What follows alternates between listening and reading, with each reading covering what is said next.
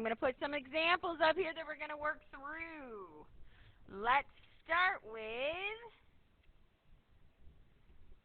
example number 1.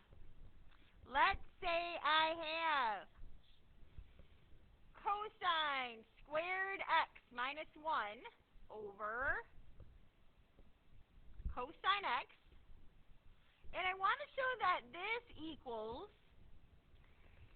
negative tangent x sine x. Sine what? Good. The top is sine squared x. That's the Pythagorean identity, right? It's almost the Pythagorean identity. It's really close. There's a problem with it, though. Right. So remember, your identity is cosine squared x plus sine squared x equals 1. Yep. So I'm actually first going to rewrite this as negative 1 plus cosine squared x over cosine. Then I'm going to undistribute the negative. Okay? So then I can say that this is the same as negative 1 minus cosine squared x over cosine x. So now if you look at this Pythagorean identity, if I move the cosine squared to that side, I get sine squared x equals 1 minus cosine squared x. Right? We all okay there? Alright, so now I can take this, which I have right here, and replace it with sine squared. So this right here, I'm going to change this out for sine squared x. So I have negative sine squared x over cosine x. Yes, very good. I can split this up. He is right. So I have negative sine x over cosine x times by sine x. Yeah, so then this one is negative tangent x, and we have sine x. And the two are equal. Okay, not bad. Still good? As I said, there's lots of different ways. This one is a little tricky just because it was in the wrong order, so you had to like flip it and then get that negative out. Let's try another example. Example number 2. Ready to make it harder? Yeah, good. Positivity. Let's go with, how about the cosine of x over 1 plus sine x. And I want to show that this equals 1 minus sine x over cosine x.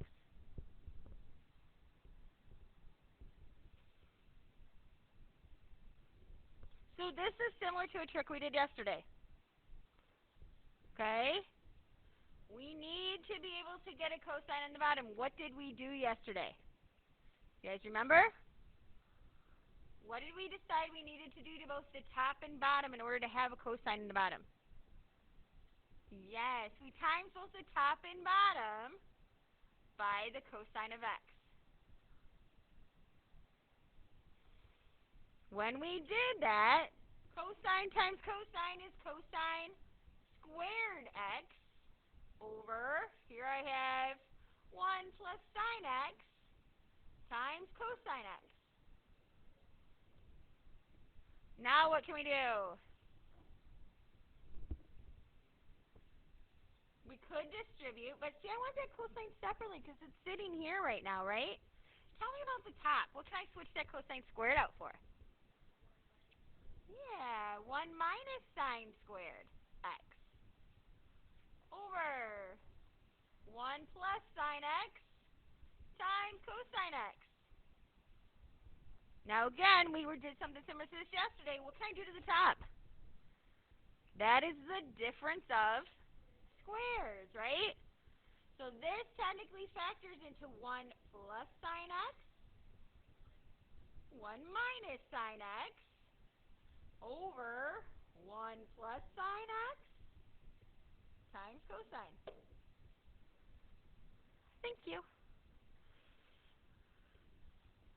So now what can we do? We're still not quite there. We're getting close. Yeah, we can cancel out the 1 plus sine x. And lo and behold, we have 1 minus sine x over cosine x.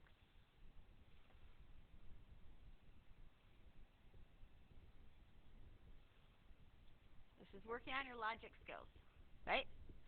And your algebra skills.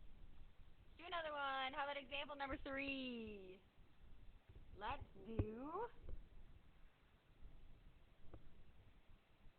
do tangent squared x over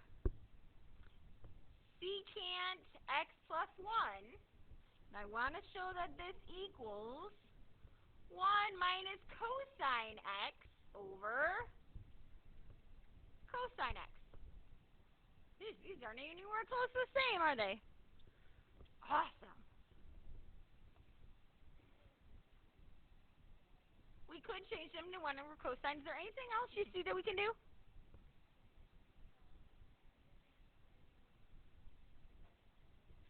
We could do something with that, right? We can change this tangent squared out for secant squared minus 1. So let's see if that helps us at all. So if I change this out for secant squared x minus 1, I'll have secant squared x minus 1 over secant x plus 1. That still doesn't come close. What about the top? Tell me about it. Tell me about the top.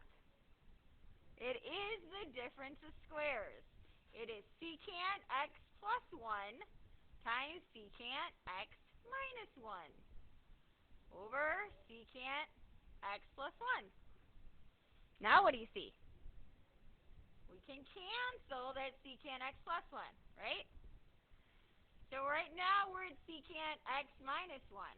Still doesn't equal this, though. So now what should we do? Change them to cosines, right? Secant x is 1 over cosine x minus 1. Well, remember what we said yesterday is if you have a fraction and a number, you got to get a common denominator. So we're going to rewrite this, multiplying this one by cosine x. So I get 1 minus cosine x all over cosine x. Does this equal what we needed it to? Yes. Okay. How are we doing? And again, no two problems are exactly the same. There's other like little keys you can switch in and out. You can try different things. How about one more example and we'll call it and you guys can try some of these. All right. So let's go with example number 4. Example number 4, let's go with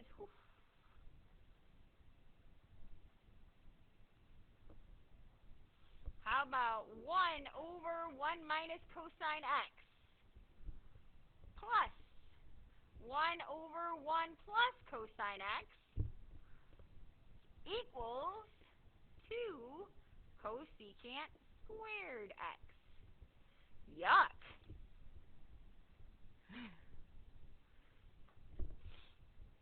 All right. So first of all, the left-hand side is what we're working with, right? Okay. Is everything already in sine and cosine? Well, I guess let me rephrase that. First, is there anything that's squared that we can switch out?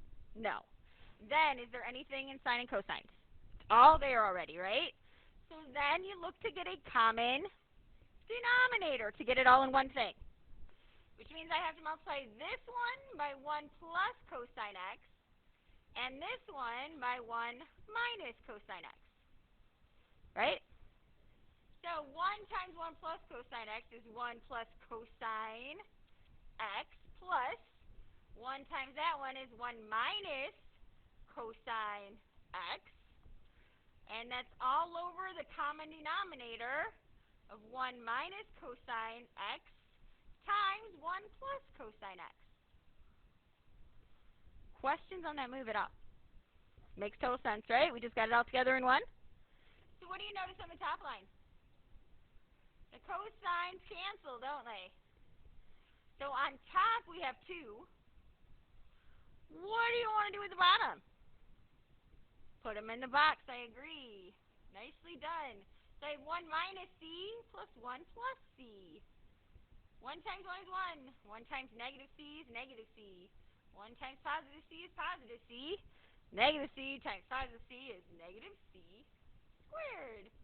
So on the bottom, I really have 1 minus cosine squared x. Huh. Yeah, we can change that 1 minus cosine squared into 2 over sine squared x. And what is it when sine squared x is on the bottom? It's cosecant. So we end up with 2 cosecant squared x, which is where we want to be.